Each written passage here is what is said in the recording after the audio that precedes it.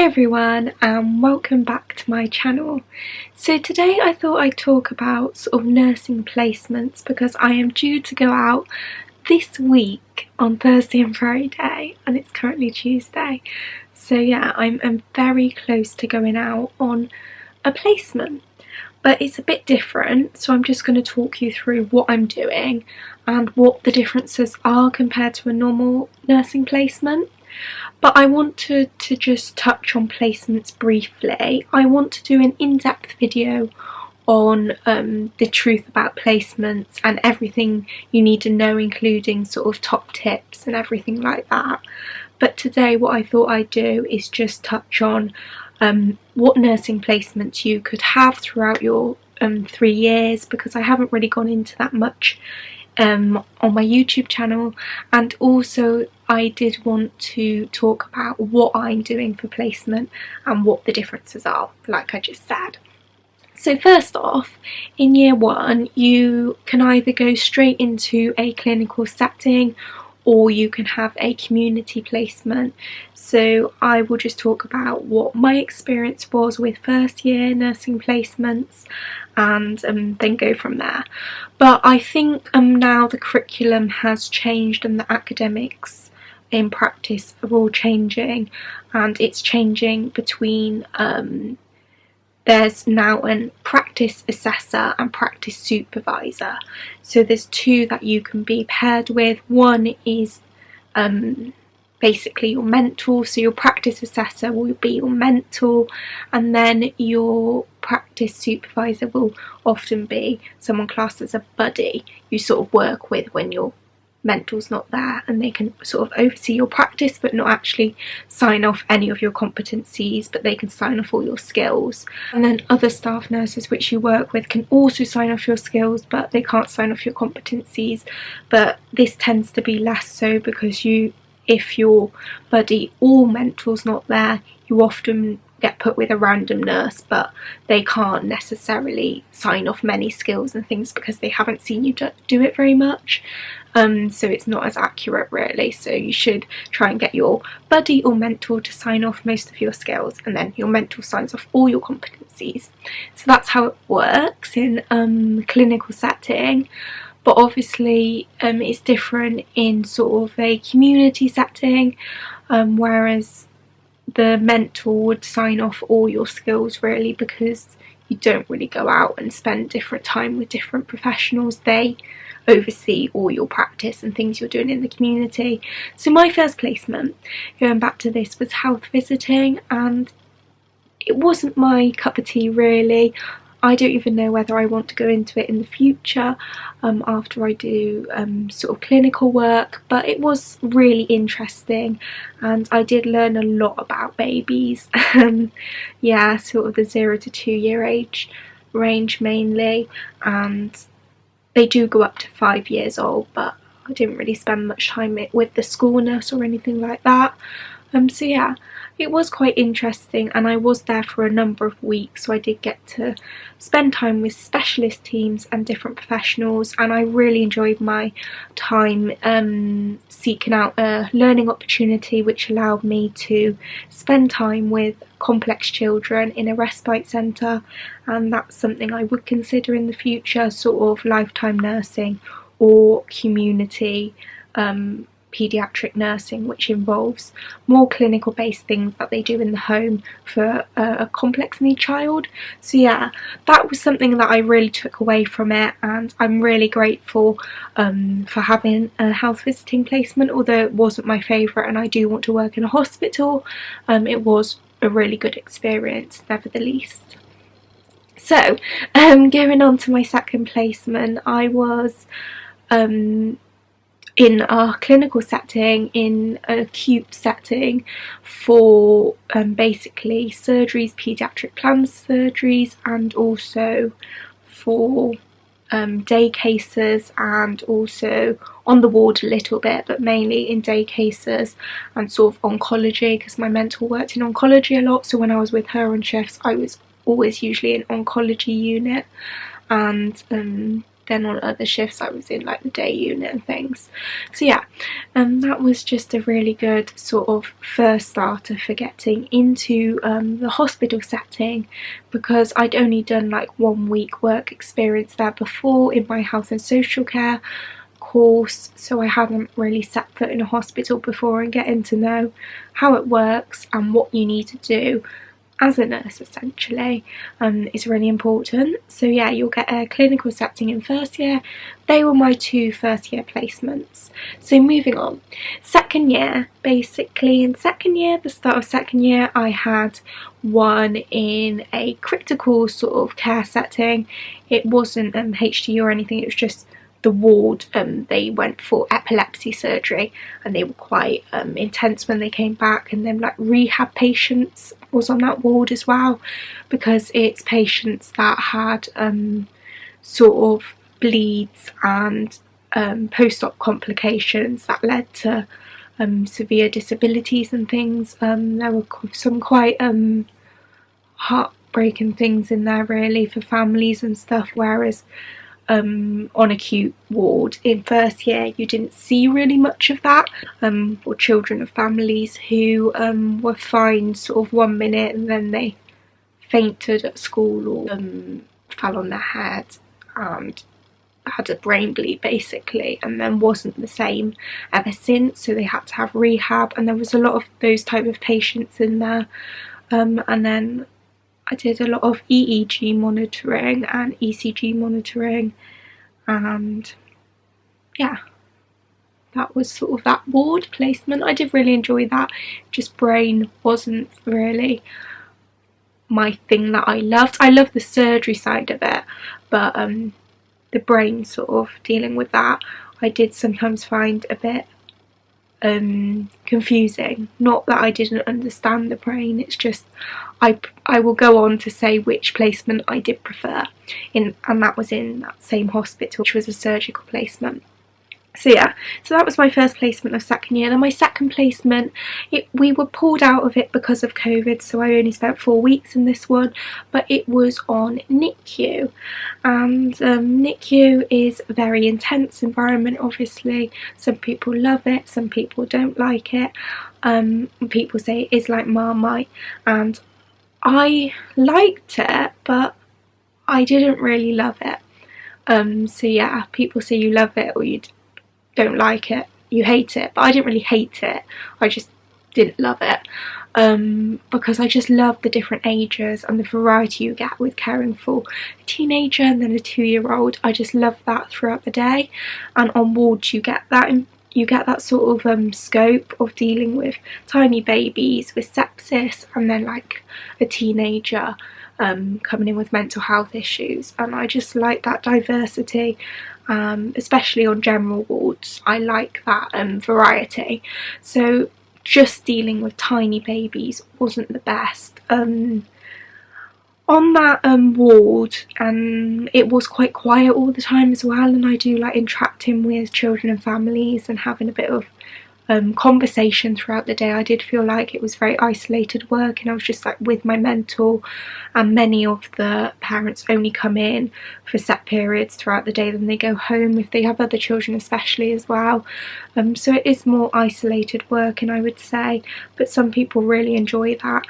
I did learn an awful lot about IVs on that placement, and it's one where I sort of grasped aseptic technique and doing IVs, and I became a lot more confident drawing up medications and things, because the babies were often on loads of different vitamins, lots of other medications, breathing support such as CPAP and oxygen and Optiflow, as well as all their IVs and sterile drugs.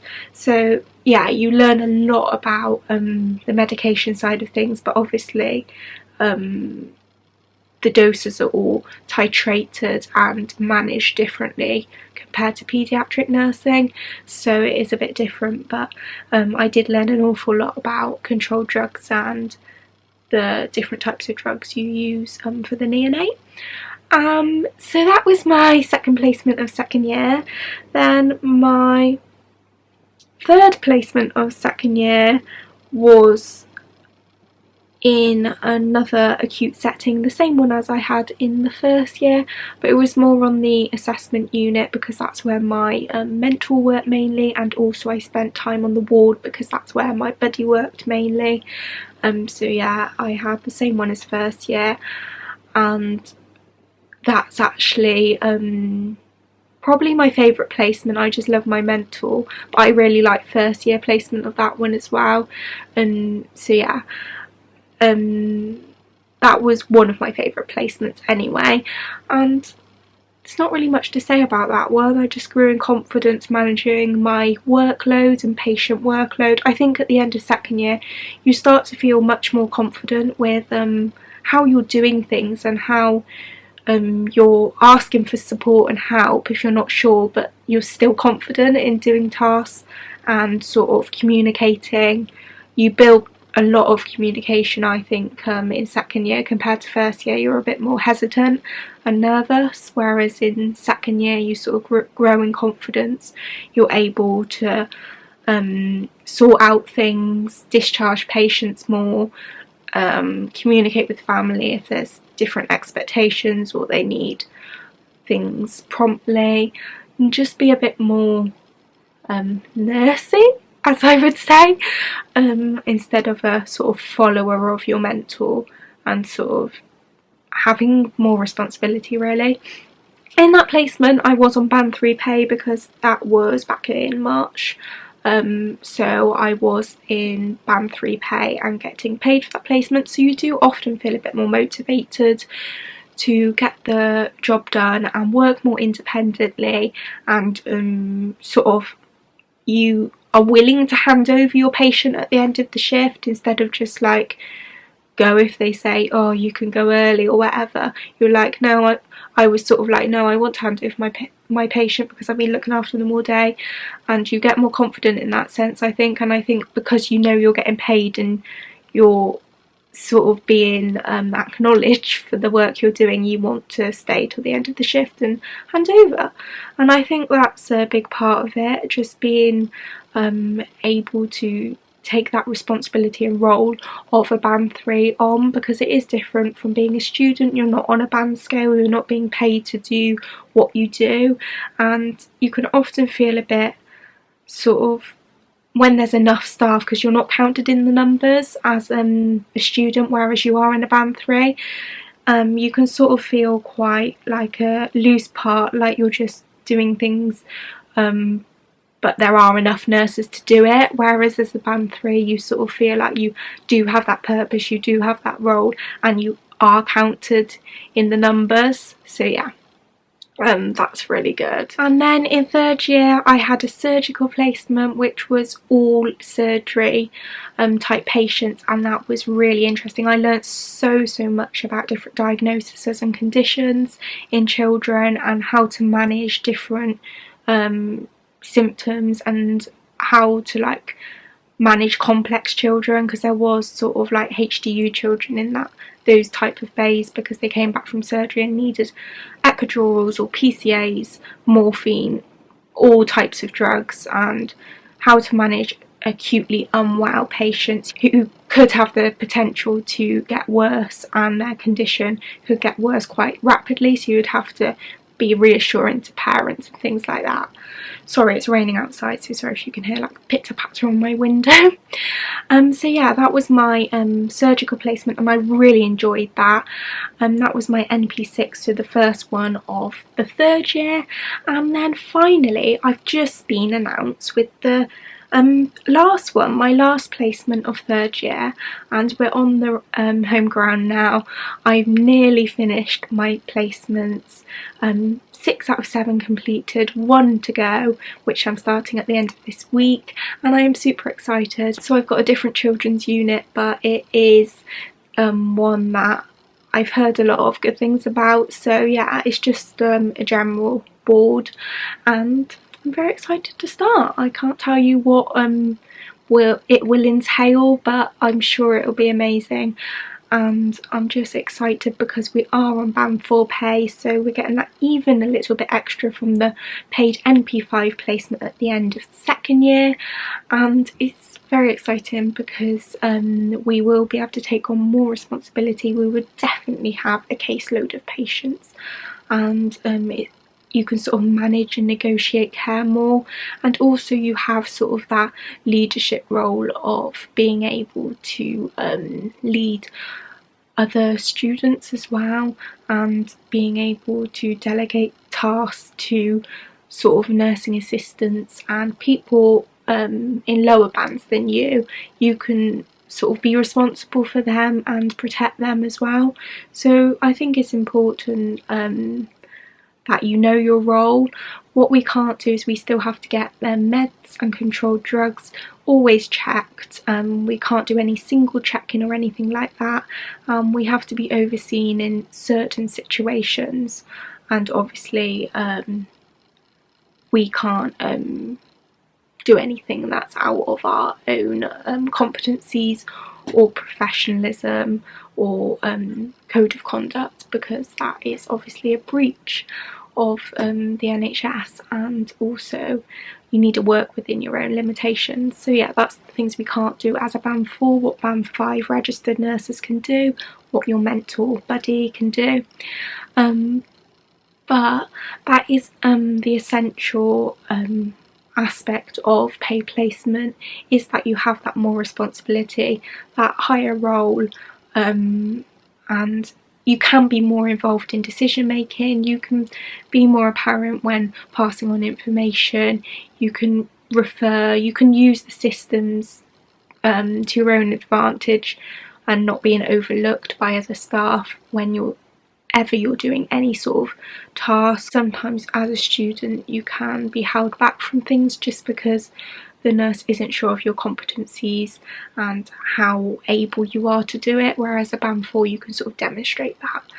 And it's quite exciting because you get to sort of have a sneak peak of the role you will do when you're a band 5, and that will be very soon for me because I start my new job in September, and so it will really boost my confidence being a band 4, just that little bit less of a step to be a band 5 rather than being a student band 5, sort of like a gradual step into the band 5 hierarchy. Not that there is a hierarchy in nursing anymore, but it's still apparent a tiny bit, I would say.